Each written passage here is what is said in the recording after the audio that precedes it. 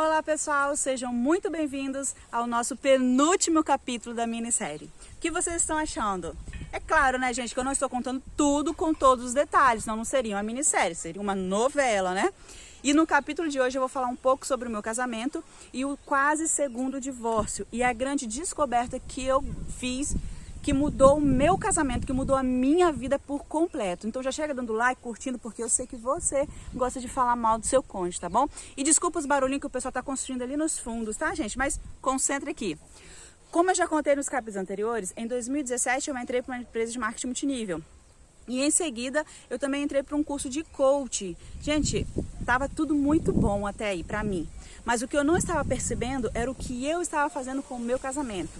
Eu estava me achando a mulher independente, a que corria atrás, que fazia e acontecia. E enquanto isso, o meu esposo ficava me puxando para baixo. Ficava me criticando, reclamando das minhas ausências, porque eu estava trabalhando demais, gente. Vocês viram como que eu estava trabalhando nos vídeos anteriores. E aqui eu só sabia reclamar dele, que ele era egoísta, que ele era acomodado, porque enquanto eu estava lá, correndo atrás de um futuro melhor, ele ficava ali, sentado. A gente brigava muito nessa época. Como eu estava muito ausente de casa, o que ele fez?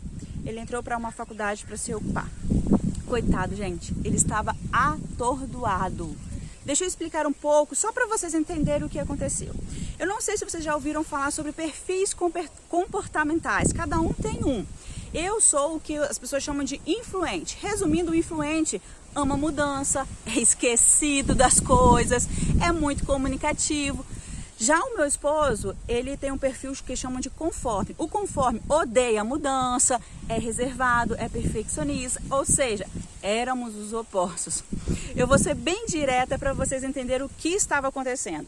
Eu estava no meu mundo perfeito, cheio de desafios, e enquanto ele estava no inferno dele, tendo que lidar com as minhas mudanças.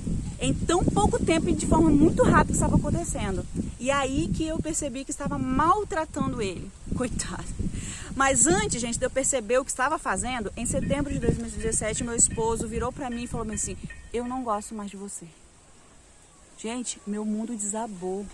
Uma semana depois de ele ter falado isso, ele foi embora. Eu senti, gente, como se eu tivesse morrido. A dor foi tão grande, mas tão grande, que eu não estava me aguentando. Mas uma semana depois, ele voltou desesperado, querendo acertar tudo. E é claro, né, gente, que eu acertei. Afinal, gente, eu amo demais aquele homem. Porém, aqui começa a grande mudança. Eu já comentei em um vídeo que eu fiz que eu me achava a esposa maravilhosa só por ser controlada financeiramente, por ir atrás dos meus sonhos, por querer crescer e por aí vai. Mas quando eu me deparei destruindo o segundo casamento, Deus me colocou diante da frase mais dolorida que eu já ouvi na minha vida, que foi a seguinte: você não é o que diz ser, nem o que pensa que é, e muito menos o que os outros acham. Você é os resultados da sua vida. Então, mesmo que eu pensasse ser maravilhosa e que a culpa fosse do meu marido, eu parei de me colocar como vítima e passei a assumir a responsabilidade sobre os meus resultados. Eu tive que engolir seco e aceitar que eu estava errada. Então, depois de algumas conversas, eu percebi que estava maltratando com os meus comportamentos. E aí eu percebi que quem era egoísta era eu. Para alguns, se colocar como errado, né, significa vergonha, diminuição, inferioridade, por aí vai. Mas eu confesso que perceber que eu estava errada foi a coisa mais libertadora que eu já alcancei.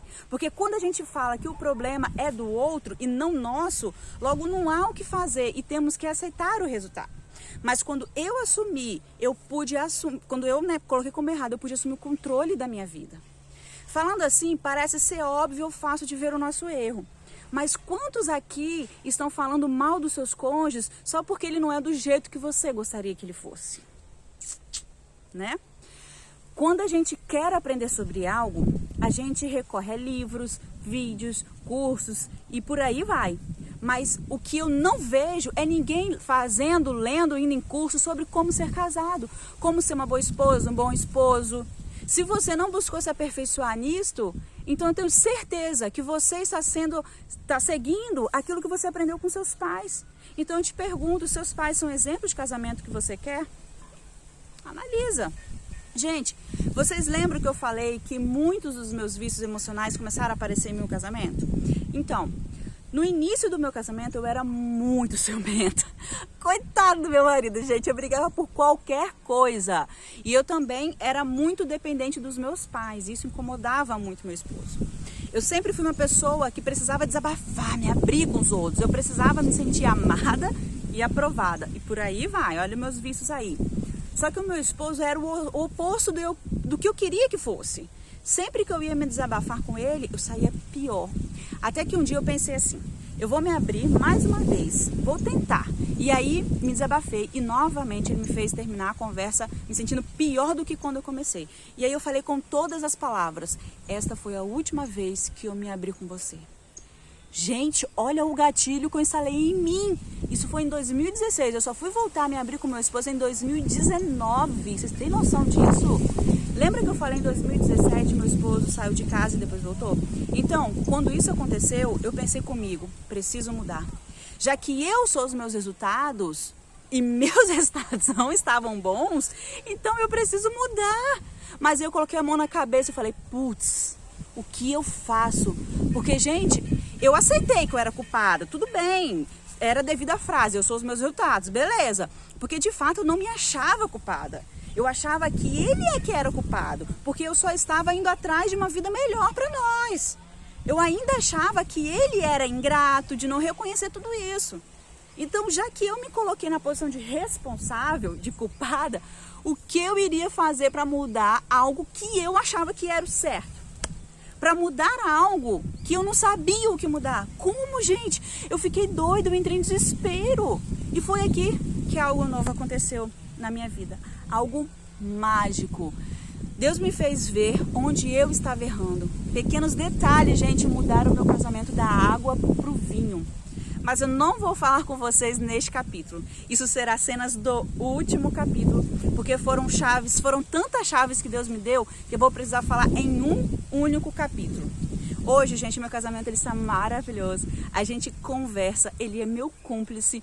Ainda estamos crescendo e há o que melhorar, né? Graças a Deus ainda há. Mas confesso que eu estou vivendo uma fase maravilhosa e desejo isso para todos os casais. Para que este mundo, para que você pare de falar mal do seu casamento. Nós estamos indo para 9 anos de casados e muito bem casados. Mas o que eu posso dizer para vocês é que o seu cônjuge é a pessoa que Deus colocou na sua vida para mudar tudo o que precisa ser mudado em você. Só basta você se permitir, só basta você se colocar na posição de aprendiz.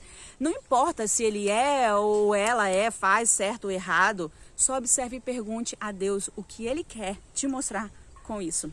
Se você não entendeu ou não concorda com o que eu disse, calma, não fica bravo comigo, tá? No próximo capítulo vocês vão entender que chave é essa que eu acabei de falar. No próximo capítulo eu vou dar alguns segredinhos que Deus me revelou e que vejo muitos casais enfrentando hoje em dia. Eu vou falar os segredos e como Deus usou o meu esposo, aquele acomodado, aquele criticador, tudo que eu falei, aquilo me desbloqueou, aqueles vícios, tá, gente?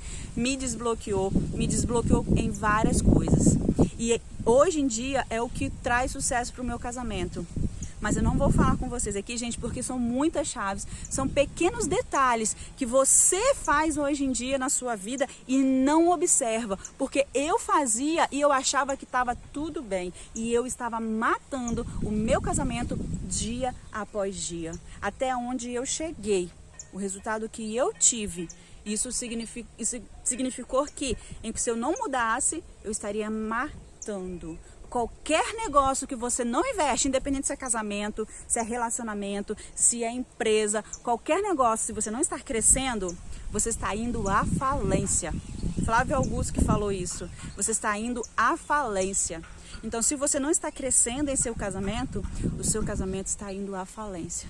Então, cultive. E eu vou falar para vocês no próximo capítulo quais foram essas chaves, gente, porque não aprendi em nenhum livro, eu não aprendi em nenhum curso. Claro que algumas foram acrescentadas e aperfeiçoadas com alguns livros, alguns cursos que eu fiz, mas 80% das chaves que eu tive, que mudou meu casamento, foram Deus que me deu e não vi em lugar nenhum lugar nenhum. E eu vou falar alguns no próximo capítulo para vocês, para mostrar as coisas que aconteceram, as dores que eu senti, por que eu senti aquela dor. Porque, gente, para eu chegar numa chave, antes de chegar naquela chave, eu senti uma dor dentro do meu casamento com meu marido. E aquela dor me abriu a porta, me trouxe a chave para abrir uma porta.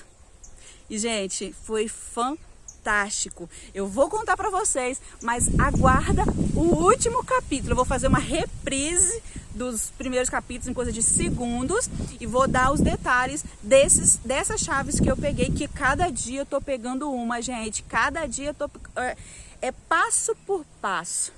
Passo por passo. Então, me acompanhe.